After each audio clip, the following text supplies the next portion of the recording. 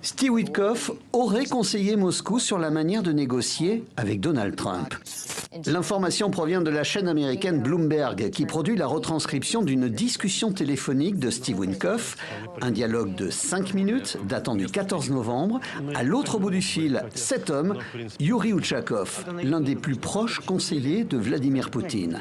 Les deux hommes préparent un rendez-vous téléphonique entre la Maison-Blanche et le Kremlin. Extrait. Voici ce que je ferai. J'appellerai pour simplement féliciter le président, pour dire que vous le soutenez, que vous respectez le fait qu'il soit un homme de paix et que vous êtes vraiment heureux d'avoir vu cela arriver. Je dirai ça. Je pense qu'à partir de là, l'appel sera très bon. J'ai dit au président que la Fédération de Russie a toujours voulu un plan de paix. C'est une certitude pour moi. Commentaire de la rédaction de Bloomberg, Steve Witkoff sort de son rôle d'émissaire pour endosser celui de coach de la diplomatie russe.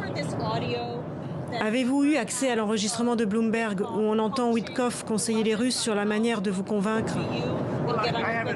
Je ne l'ai pas entendu, non, mais c'est quelque chose de commun. Il doit vendre cela à l'Ukraine, il doit vendre l'Ukraine à la Russie. C'est ce que fait un négociateur. C'est une forme de négociation très commune.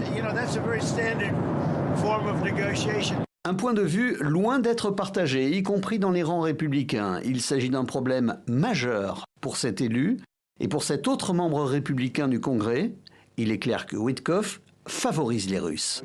Il est vrai que Steve Witkoff n'est jamais allé à Kiev pour rencontrer Volodymyr Zelensky. En revanche, ces derniers mois, il s'est rendu 5 fois à Moscou pour serrer la main de Vladimir Poutine.